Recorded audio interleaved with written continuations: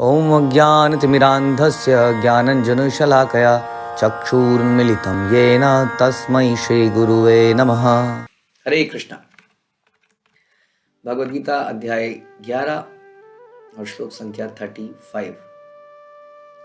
तो आज दोनों के बीच की ये चर्चाएं सुनने के बाद संजय बोलते हैं, क्योंकि संजय इसका लाइव दर्शन कर रहे हैं सारी चीज़ों का। गीता की शुरुआत संजय से ही, संजय नहीं और धृतराष्ट्र के बीच की ये चर्चा है वास्तव में जो हम लोग सुन रहे हैं। और धृतराष्ट्र को संजय ये आंखों देखा हाल सुना रहे हैं।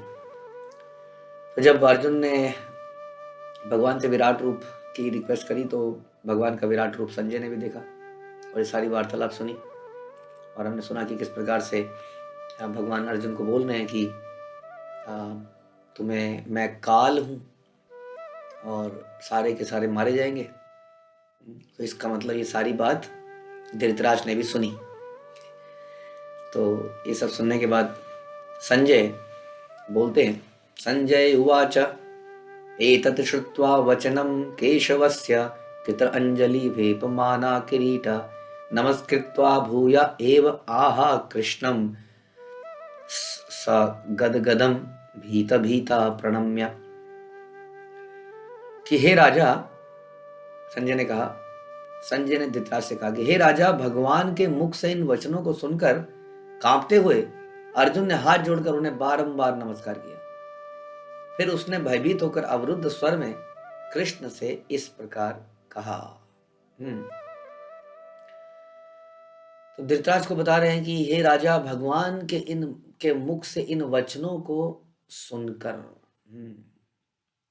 कांपते हुए अर्जुन ने हाथ जोड़कर उन्हें बारंबार नमस्कार किया। तो जनरली हम लोग शुरू में भी इस बारे में चर्चा कर रहे थे कि क्यों विराट रूप भक्तों के लिए नहीं है। भक्त विराट रूप से एक्साइटेड नहीं होते ज्यादा। अब विराट रूप में अर्जुन जो है अपना ओरिजिनल रस यहां पर खो चुके हैं। भक्तों का भगवान के साथ मुख्य तौर पे टोटल तो 12 रस हैं, लेकिन जो मुख्य रस जिसमें भक्त भगवान के साथ आदान प्रदान करते हैं वो 4 मुख्य रस की हम चर्चा करते हैं।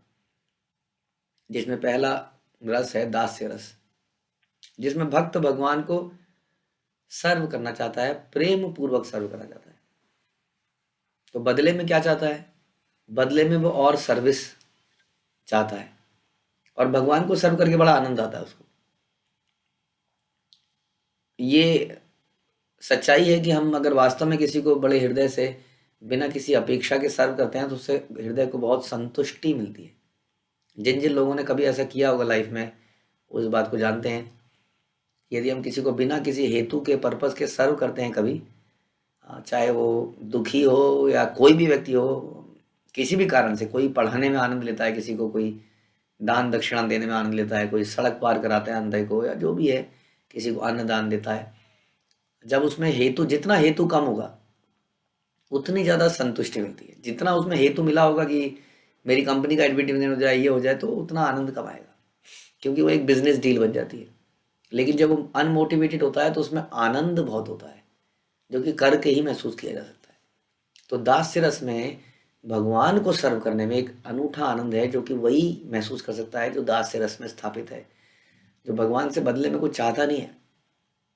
रोटी कपड़ा मकान, उसका परिवार की सुरक्षा, उसकी सुरक्षा, हाथ पैरों की सुरक्षा, कुछ नहीं चाहता है। तब जितना कम चाहेगा उतना रस ज्यादा होगा सेवा का। तो वो है दास्य रस। दास्य रस में मुख्य एग्जाम्पल आता है हनुमान का। हम पूरे रामायण में इसी को सुनते हैं कि पूरी रामायण में आखिर हनुमान जी ने अपने लिए जीवन कब जिया। यही क्वेश्चन है, पता नहीं उन्होंने अपने लिए क्या किया। इतनी लंबी चौड़ी रामायण में हम यही सुनते रहे कि वो भगवान राम के लिए ही निरंतर कार्य करते रहे। बदले में उन्हें क्या चाहिए था? बदले में उन्हें सोने कुछ हार मिला, मोतियों का हार मिला। उन्होंने उस मोती के हार को भी, उसके अंदर भी राम ढूंढने लगे और मोतियों का हार टूट गया। तो बदले में उन्हें कुछ भी नहीं चाहिए था, उन्हें भगवान की सेवा ही चाहिए थी। यही उनका आनंद का स्रोत था।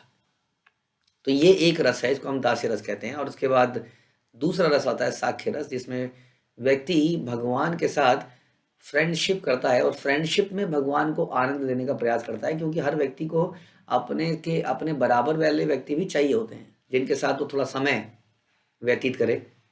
हाँ, हर व्यक्ति को कुछ सीनियर व्यक्तियों की आवश्यकता होती है जो उनको गाइड करें, कुछ जूनियर की होती है जिनको वो गाइड करे।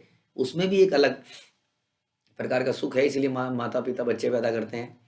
हाँ, कि उनकी परवरिश करेंगे, उनको सिखाएंगे, उनको चलना सिखाएंगे, उनको ये सिखाएंगे, उनको वो सिखाएंगे, ABCD सिखाएंगे, और फिर कुछ इक्वल्स जिनके साथ वो अपना हार्ट शेयरिंग करे। तो उसकी भी जरूरत होती है।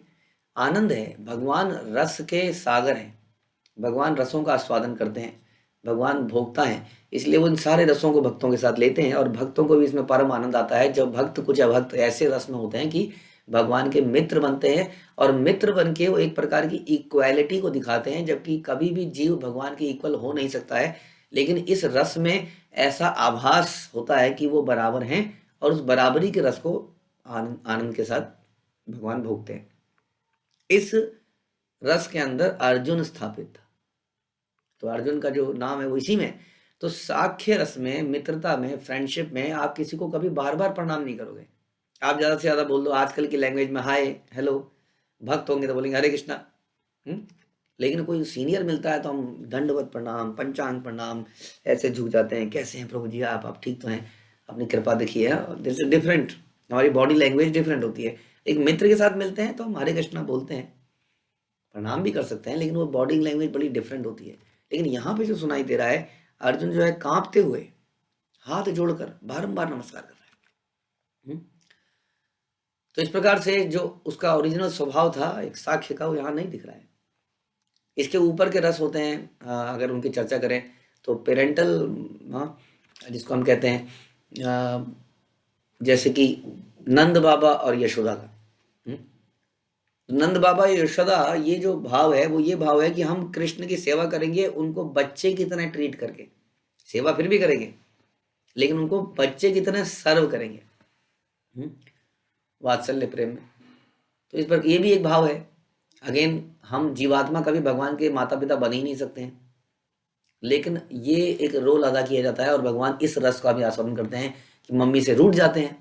अभी जो माँ से रूठने का रस है, ये रस कौन, मम्मी आज हम ये खाएंगे, तो माँ वो बना रही है, तो ये रस का स्वादन करने के लिए उस माँ को क्या चाहिए बदले में, नंद बाबा को क्या चाहिए, यशोदा माँ को क्या चाहिए, कुछ नहीं चाहिए, उन्हें केवल अपना खाना चाहिए, ताकि उसकी हम सेवा कर पाएँ। तो ये एक माँ पेरेंटल वात्सल्य रस है, जिसके अंदर नंद बाबा और यशोदा आते हैं, और देवकी और सुदेव भी आते हैं।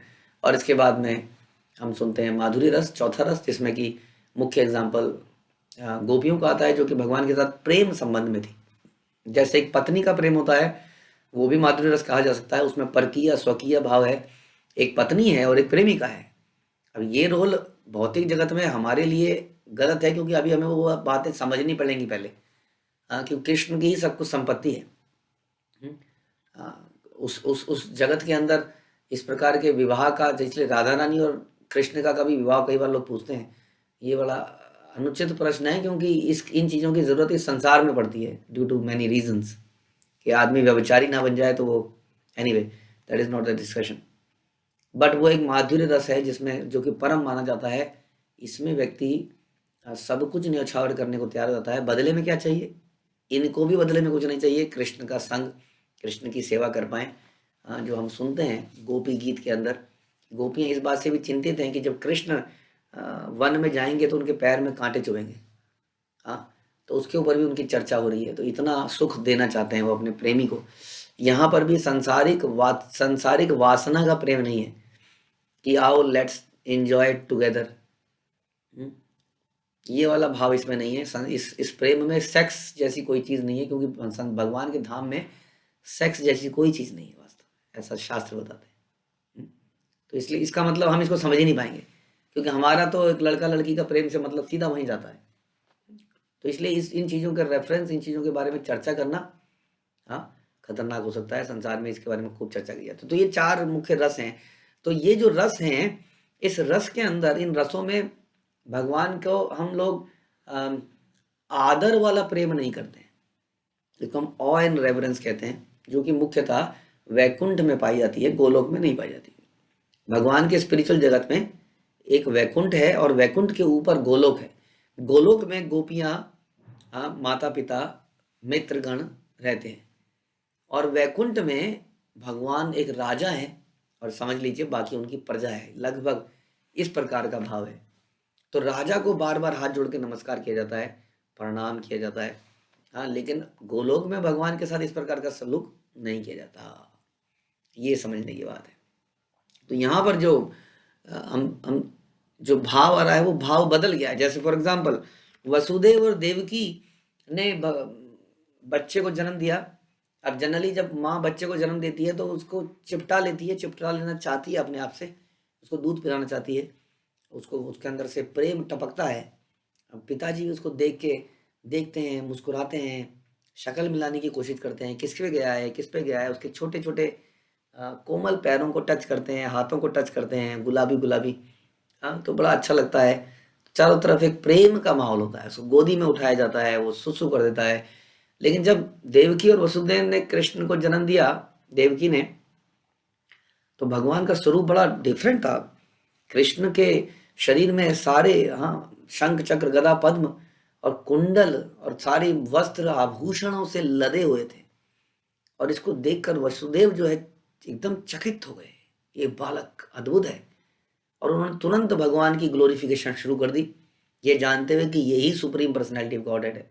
इधर वसुदेव ने खत्म करी, उधर देवकी जिसने सांसारिक रूप से एक बच्चे को जन्म दिया है, उसके अंदर कोई ममता नहीं दिखाई दे रही है इस वक्त उसके अंदर वो ग्लोरिफिकेशन कर रही है। तो वो लोग भी इसी प्रकार से प्रणाम कर रहे हैं, समझ लीजिए, और भगवान को ग्लोरीफाई कर रहे हैं।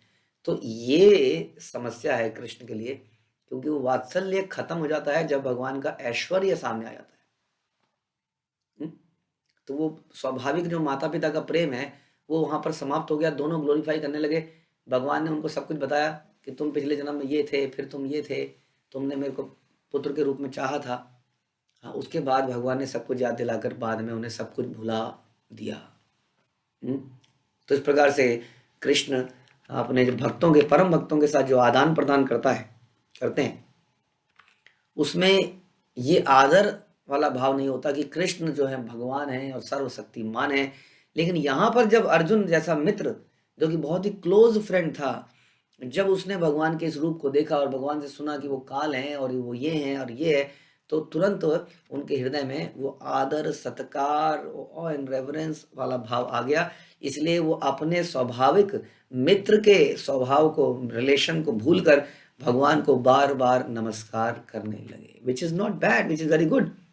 भगवान को नमस्कार करना भी भक्ति का एक अंग है, लेकिन वो एक डिफरेंट रस है जिसमें अर्जुन नहीं थे। इसलिए भक्त क्या करते हैं, भक्त इस रस से ऊपर उठ के भगवान की प्रेम पूर्वक सेवा करते हैं, दास्य भाव में, साख्य भाव में, वात्सल्य भाव में या माधुर्य भाव में। हरे कृष्ण। श्रील प्रभुपाद की जय, भगवद गीता की जय।